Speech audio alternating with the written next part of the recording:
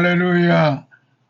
지난 시간에 이어서 오늘도 요한계시록 9장 15절부터 이제 9장을 마무리하도록 하겠습니다.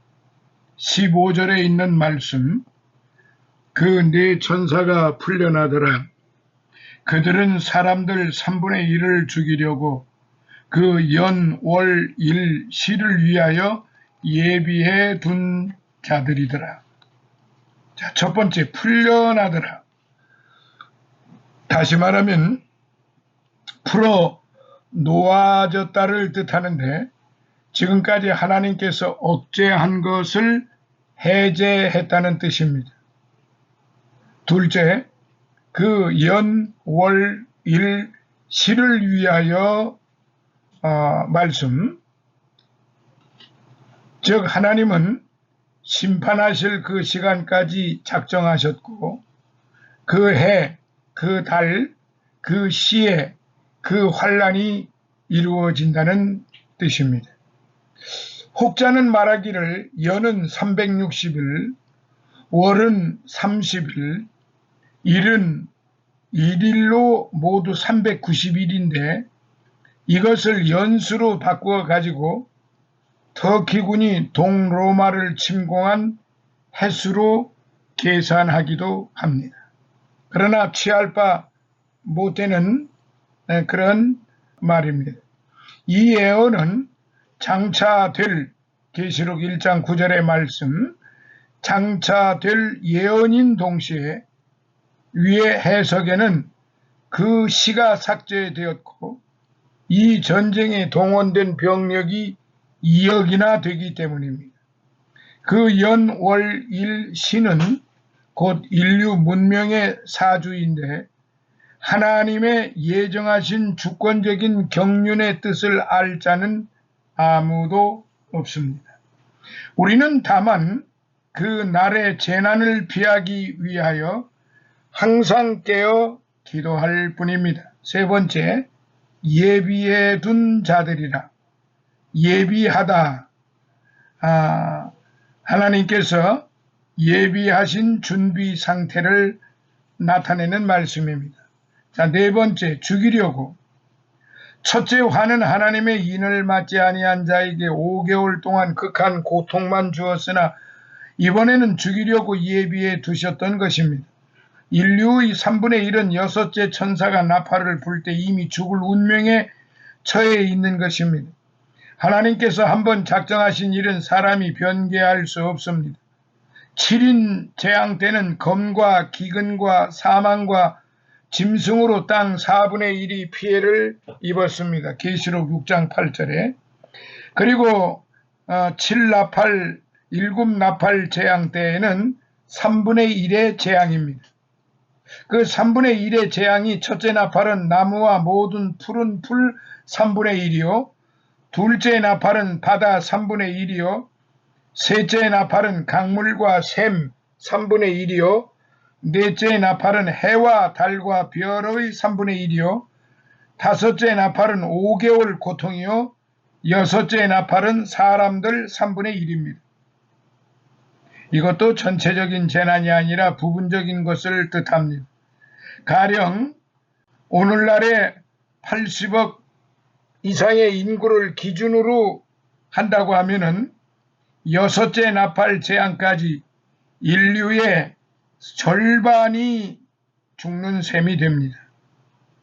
7일의 재앙까지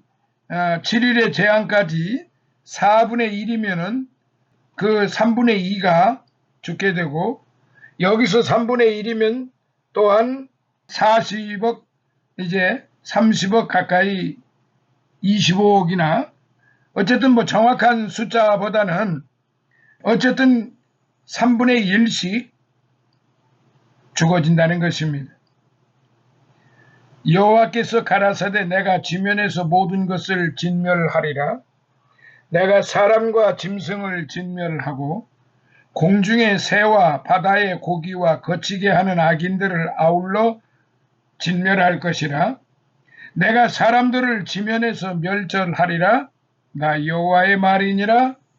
스바냐 1장 2절로부터 3절입니다. 또한 여호와의 큰 날이 가깝도다. 가깝고도 심히 빠르도다. 여호와의 날의 소리로다. 용사가 거기서 심히 애곡하는도다. 그 날은 분노의 날이요 환난과 고통의 날이요 황무와 파괴의 날이요 캄캄하고 어두운 날이요 구름과 흑암의 날이요 나팔을 불어 경고하며 견고한 성읍을 치며 높은 망대를 치는 날이로다. 내가 사람들에게 고난을 내려 소경과 같이 행하게 하리니 이는 그들이 나 여호와께 범죄하였음이니라. 또 그들의 피는 흘리어서 티끌같이 되며 그들의 살은 분토같이 될지라. 그들의 은과 금이 여호와의 분노의 날에 능히 그들을 건지게 못할 것이며 이 온 땅이 여호와의 질투의 불에 삼키우리니 이는 여호와가 이 땅 모든 거민을 멸절하되 놀랍게 멸절할 것임이니라. 스바냐 1장 14절로부터 18절의 말씀입니다. 우리는 이 말씀을 가슴 깊이 새겨 두어야만 합니다. 자, 16절을 보겠습니다. 기병대의 수는 2억이니 내가 그들의 숫자를 들었노라. 첫째, 기병대, 말로부터 나온 고대 형용사이며 말을 탄 자들을 뜻합니다. 개역 성경에는 마병대로 번역이 되었으나 기병대로 함이 옳습니다. 신약 성경에서 본문에만 사용되었습니다. 둘째, 2억, 다니엘서 7장 10절, 유다서 1장 14절로부터 16절 등 배경으로 2만만은 2억입니다. 새 성경에 2억으로 번역된 것은 직역 원칙에서 벗어났습니다. 직역으로는 개역 성경이 옳습니다. 이렇게 거대한 병력이 동원된 전쟁은 지금까지 이 지구상에서 없었습니다. 이렇게 어마어마한 전쟁이 이제 눈앞에 다가와 있다는 사실입니다. 17절, 또 내가 환상 중에 말들과 그 위에 탄 자들을 보았는데 그들은 불빛과 자줏빛과 유황빛 흉갑을 찼으며 말들의 머리는 사자들의 머리 같고 그들의 입에서는 불과 연기와 유황이 나오더라. 첫째, 흉갑. 17절은 사도 요한이 환상 중에 말들과 말 탄 자들의 모양을 보았는데 그들은 불빛과 자줏빛과 유황빛 흉갑이 있었습니다. 메뚜기들의 철 흉갑과 대조를 이룹니다. 그래서 이 부분에 대해서 세 부분으로 좀 나눈다면, 첫째, 불빛. 이 말은 불을 뜻하는 것으로 신약 성경에서 본문에만 사용되었습니다. 유황은 전쟁, 특히 현대전의 필수품 폭발물입니다. 전쟁 시에 흉갑은 가슴을 보호하기 위한 것인데 기병대는 불빛, 자줏빛, 유황빛 등으로 전쟁터에서 피로 얼룩진 색깔로 자신의 호신부를 삼고 있습니다. 자, 두 번째, 자줏빛. 이 말은 히아신스 색으로 꽃 이름 또는 보석 이름입니다. 계시록 21장 20절. 신약 성경 본문에서만 사용되었습니다. 전설에 의하면 히아신스는 스파르타 청년이 경기를 하다가 죽었고 그의 피에서 솟아핀 꽃이 바로 히아신스라고 합니다. 그 색은 자주색으로 심판이나 살육을 상징합니다. 자, 세 번째, 유황. 이 말은 유황을 뜻하는 것으로부터 유황과 같은 것이고 신약 성경에서 본문에만 사용되었습니다. 자, 이제 큰 두 번째, 사자들의 머리 같고, 그러니까 지금 여기서 제가 말씀드린 큰 두 번째라고 하는 건 17절의 말씀인 것입니다. 사자들의 머리 같고 적그리스도 짐승과 메뚜기 떼는 그 이가 사자의 이 같다고 하였는데 계시록 9장 8절 13장 2절 기병되는 그 머리가 사자 머리 같다고 하였습니다. 9장 17절 성경에서 사자는 좋은 면과 나쁜 양면을 비유적으로 말하고 있는데요. 한번 잘 새겨주시기 바랍니다. 첫째, 유다 지파 왕권 창세기 49장 9절 둘째, 그리스도 계시록 5장 5절 셋째, 변화된 악인 이사야서 11장 6절로부터 8절 넷째, 내 생물의 하나 계시록 4장 7절 에스겔 1장 10절 다섯째, 악한 왕 느부갓네살 다니엘 7장 4절 여섯 번째, 단 지파 신명기 33장 22절 일곱째, 악한 자 시편 22편 21절 잠언서 28장 1절 디모데후서 4장 17절 여덟 번째, 애굽왕 바로 에스겔 32장 2절 아홉 번째, 예루살렘 방백 스바냐 3장 3절 열 번째, 야곱의 남은 자 미가서 5장 8절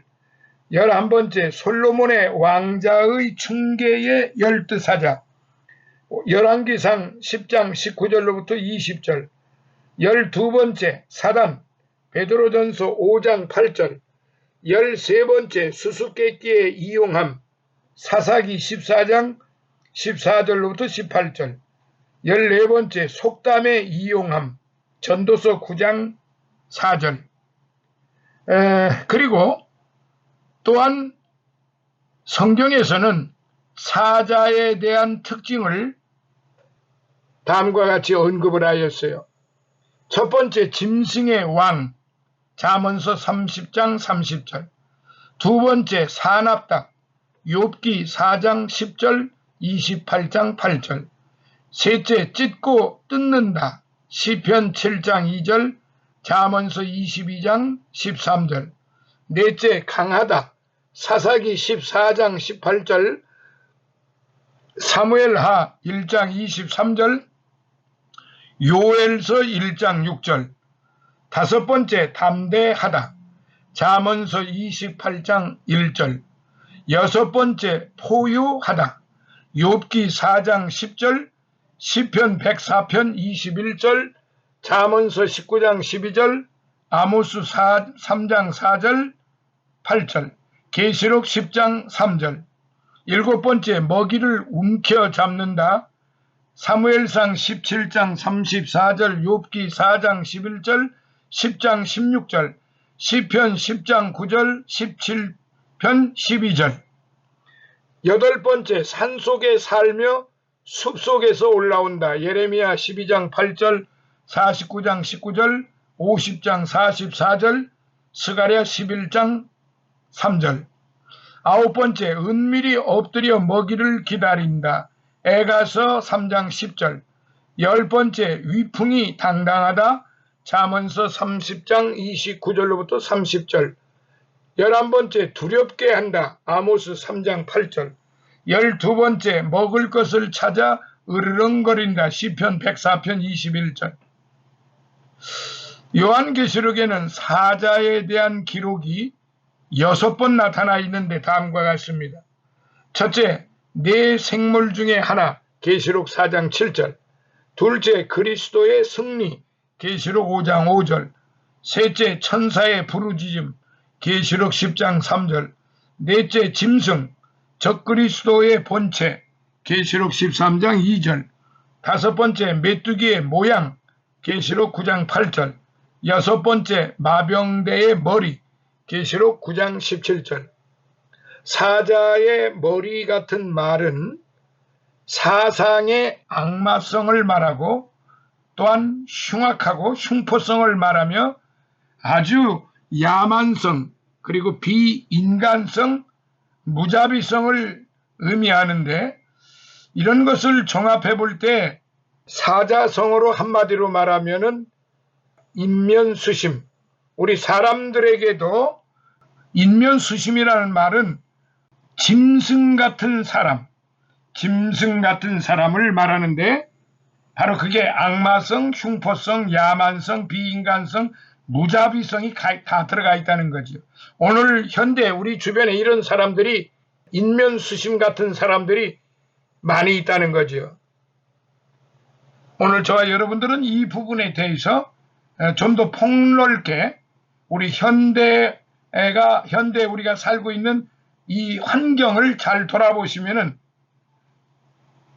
어떤 단체가 어떤 그룹이 이런 인면수심의 그룹인지 그것도 그런 형태를 갖추고 있는지 악마성, 흉포성, 야만성, 비인간성, 무자비성을 가지고 있는지를 우리는 살펴볼 수가 있습니다.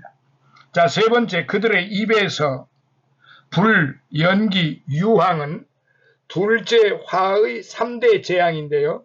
기병대의 입에서 나옵니다.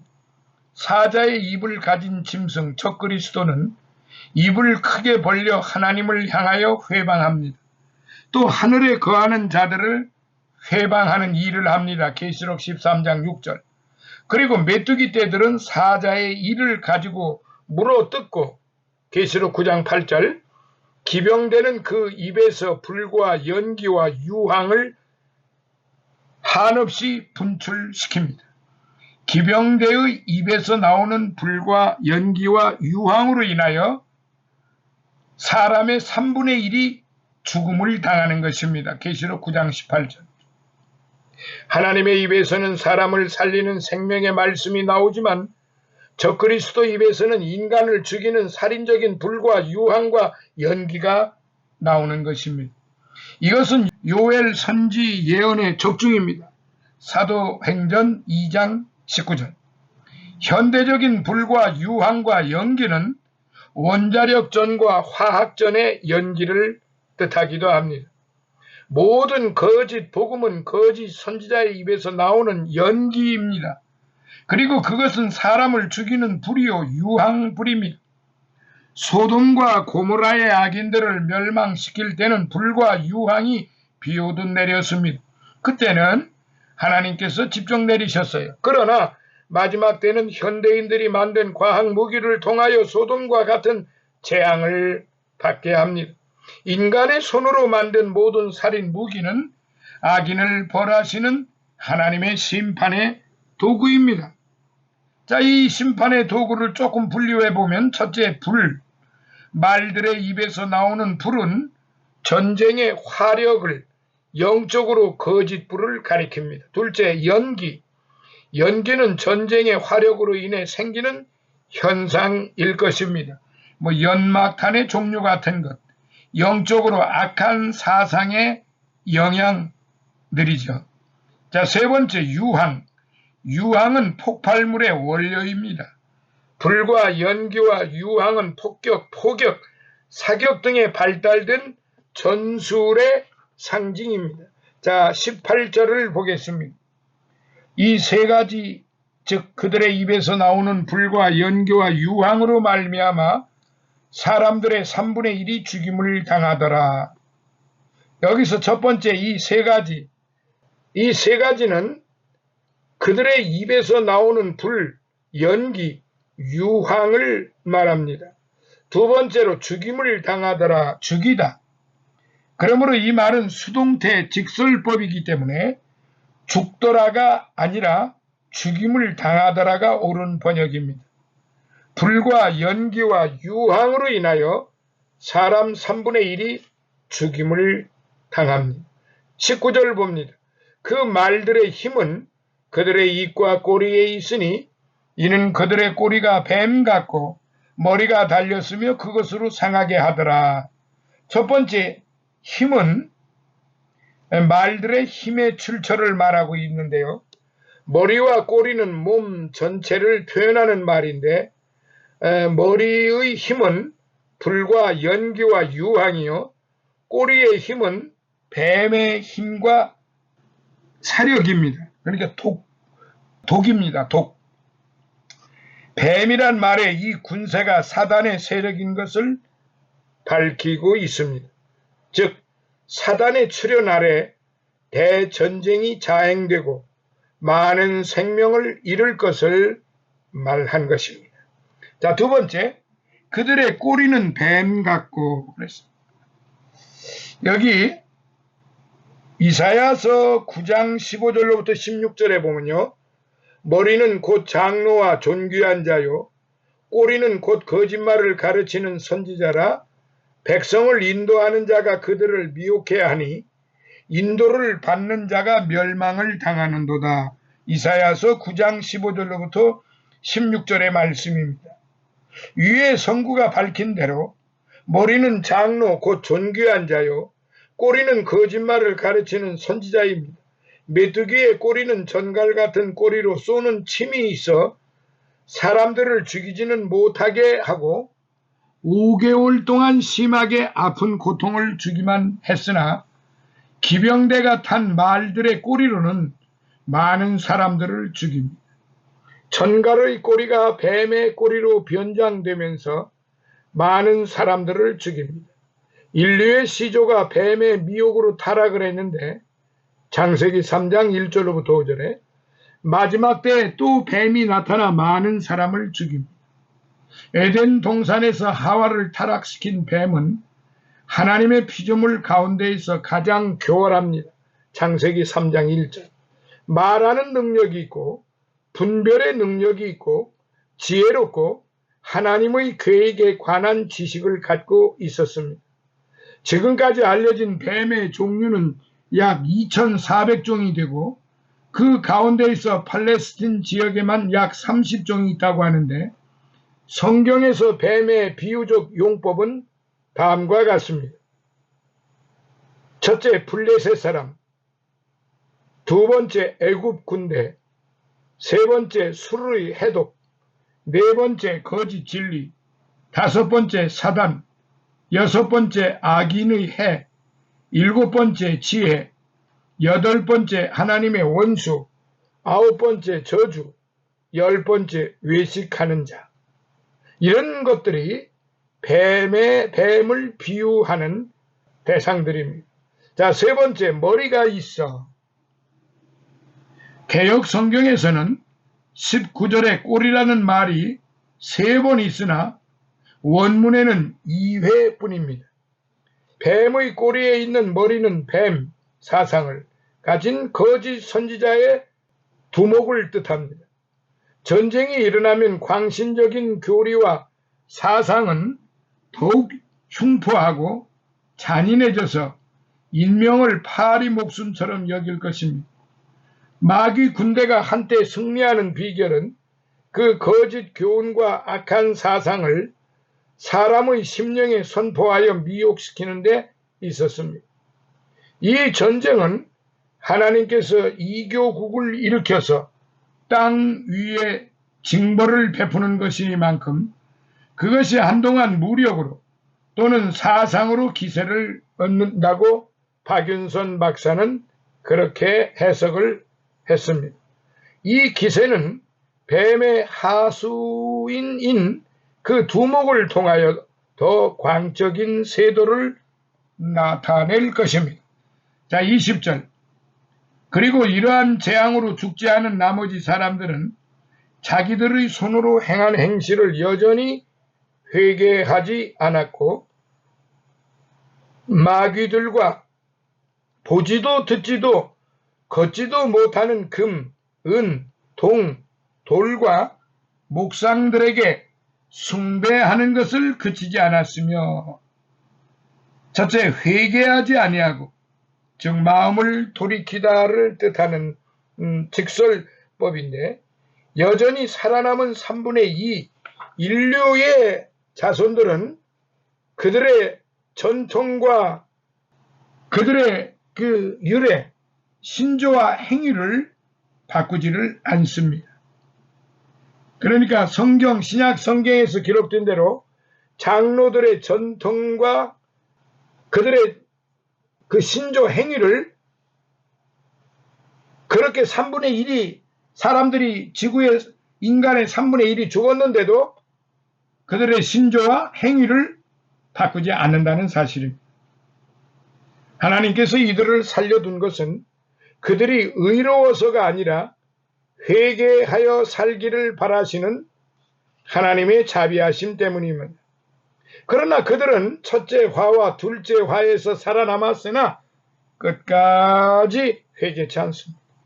그들은 하나님께로 돌아오지도 않습니다. 생명이 없는 우상에게 절하는 불치병에 걸린 영적 환자들이며 영적으로 정신병자들이기 때문에 끝내 돌아오지를 않습니다.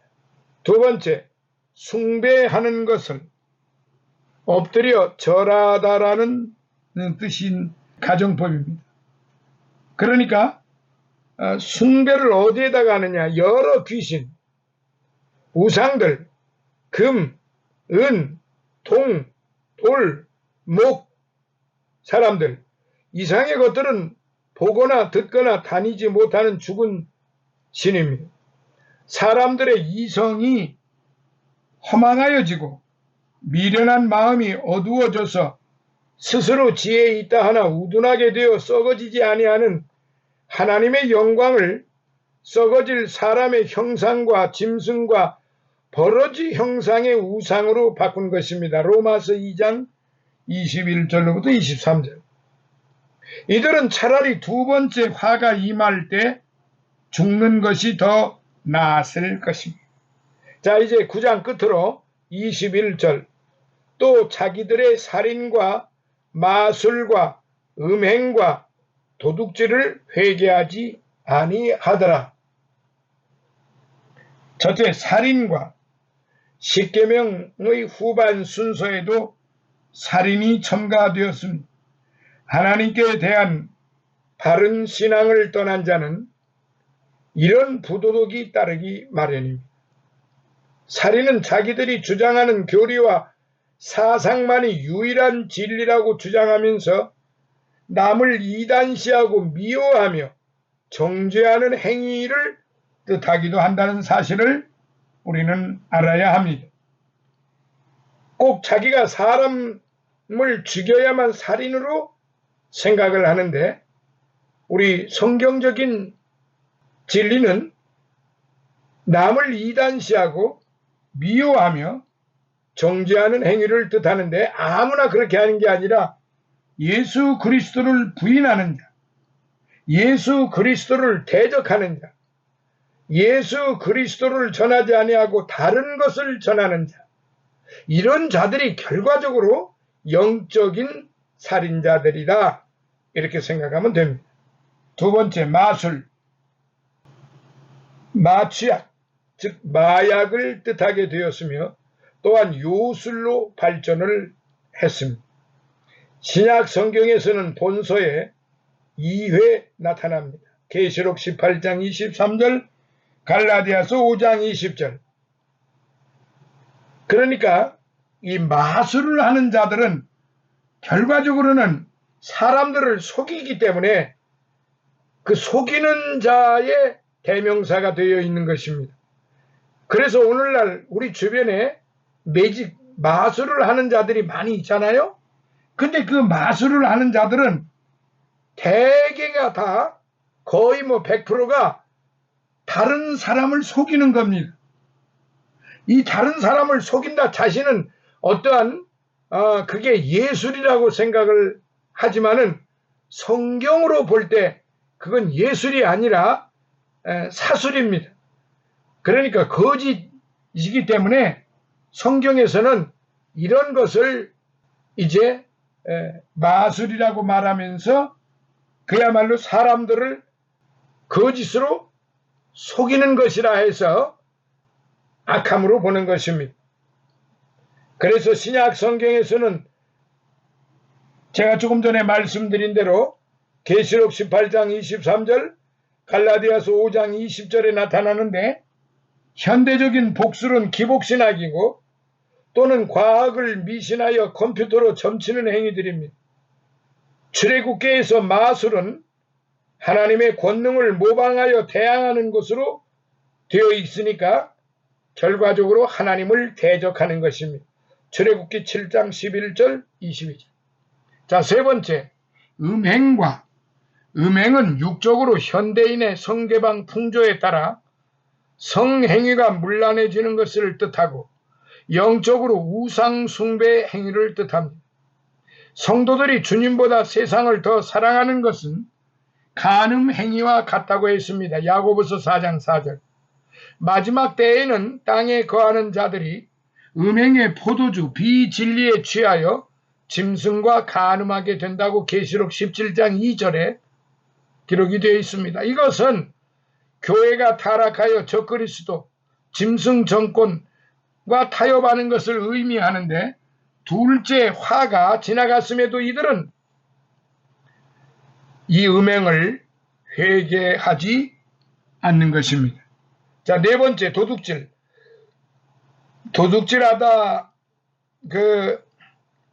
신약 성경 본문에서만 사용이 되어 있는데, 십계명 가운데 제8계명으로 사유재산의 인정과 그 권리를 전제로 합니다. 도둑질은 하나님의 것과 사람의 것을 분명하게 하지 못한 내적인 탐욕에서 비롯됩니다.